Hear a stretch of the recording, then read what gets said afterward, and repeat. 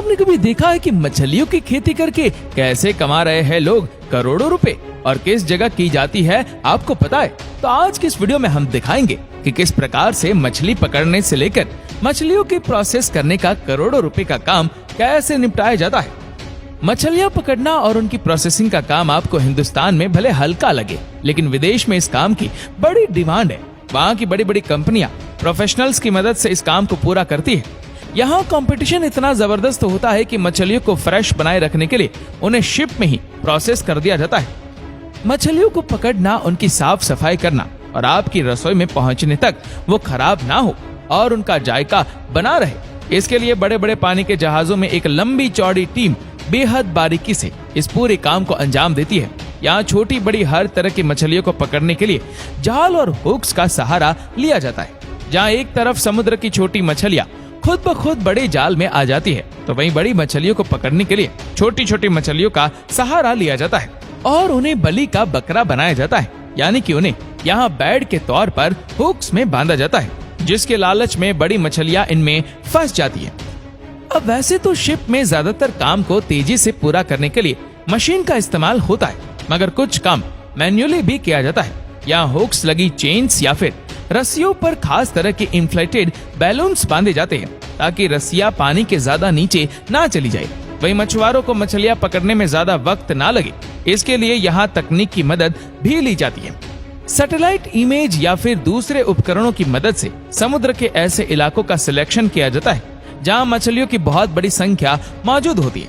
ऐसे में मछलियों को पकड़ने के लिए ज्यादा इंतजार नहीं करना पड़ता और कुछ ही घंटों बाद जाल छोटी मछलियों से और सभी हुक्स बड़ी मछलियों से भर जाते हैं, जिसका पता लगते ही मशीन की मदद से हुक लगी चेन्स को वापस जहाज में खींच लिया जाता है। अब यहाँ मछलियों का शिप में आना भी अपने आप में एक अद्भुत दृश्य होता है। ऐसा लगता है मानो मछलियों का सैलाब आ गया हो।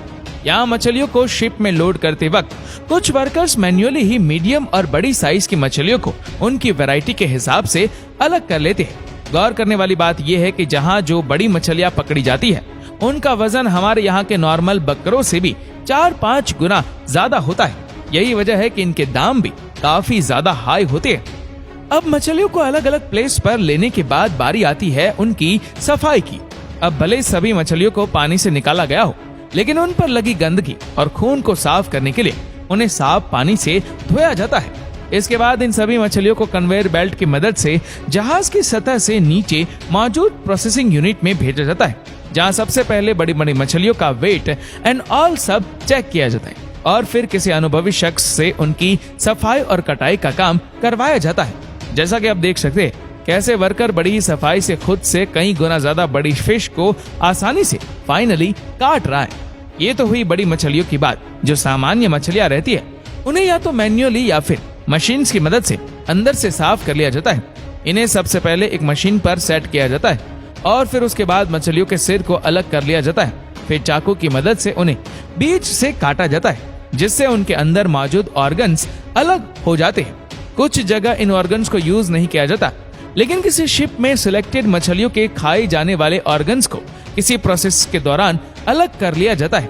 अब मशीन से अपना काम ठीक तरीके से किया है या नहीं, ये चेक करने के लिए वर्कर्स खुद भी मछलियों को अंदर से चेक कर लेते हैं। अगर कुछ हल्का फुल्का इसमें मिल जाता है तो उसे हाथ से ही अलग कर लिया जाता है। हालांकि इसकी गुंजाइश काफी कम होती है, लेकिन फिर भी सफाई का पूरा ध्यान रखते हुए मैन्युअली भी ये सब चेक कर लिया जाता है। अब जैसा कि हमने बताया कि यहाँ पकड़ी गई मछलियाँ कोई आम मछलियाँ नहीं होती।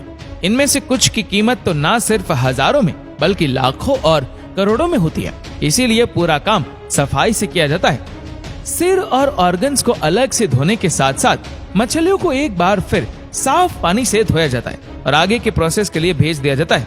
यहाँ बता दें कि मछलियों की ये पूरी प्रोसेस लाइन एल्यूमिनियम और नॉन टॉक्सिक प्लास्टिक से तैयार की जाती है, जिससे मछलियाँ बिल्कुल सेफ रहती है।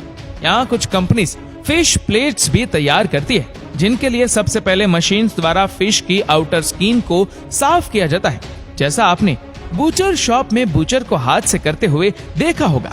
अब फिश की खाल को छीन दिया जाता है, जैसे हम पिलर की मदद से आलू को छीलते हैं, जिससे हमें फिश का एक चमकदार लचीला हिस्सा मिल जाता है, जिसे इंस्पेक्शन के बाद एक ऐसी मशीन से गुजारा जाता है जो उसमें मौजूद पानी और कांटों को अलग कर देता है। अब इन पीसीस को छोटे छोटे हिस्सों में काट कर आगे की प्रोसेसिंग के लिए भेज दिया जाता है।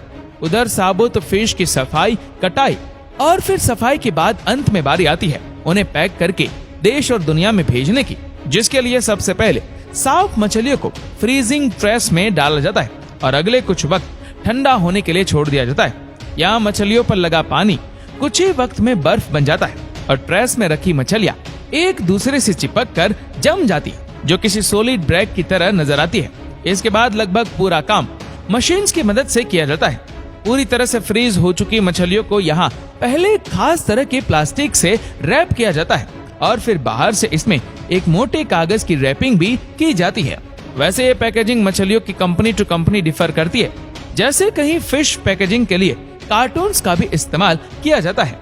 अब पैकेजिंग का काम पूरा हो जाने के बाद मछलियों के बंडल्स को शिप में ही मौजूद रेफ्रिजरेटर्स में एक खास तापमान पर स्टोर कर लिया जाता है, जिन्हें बाद में पोर्ट पहुंचने पर सिलेक्टेड मार्केट्स में भेज दिया जाता है या फिर एक्सपोर्ट कर दिया जाता है। वैसे यहाँ फिश पकड़ने से लेकर पैकेजिंग तक में लगे मशीन्स और वर्कर्स की दाद दी जानी चाहिए, क्योंकि ये मछलियाँ इतनी जबरदस्त तरीके से तैयार की गई होती है कि कई दिनों बाद भी खाए जाने पर इनका स्वाद नहीं बदलता, ना इनमें बदबू आती है और ना ही इनका रंग और टेक्सचर बदलता है। तो आपको ये वीडियो कैसा लगा कमेंट सेक्शन में जरूर बताइएगा।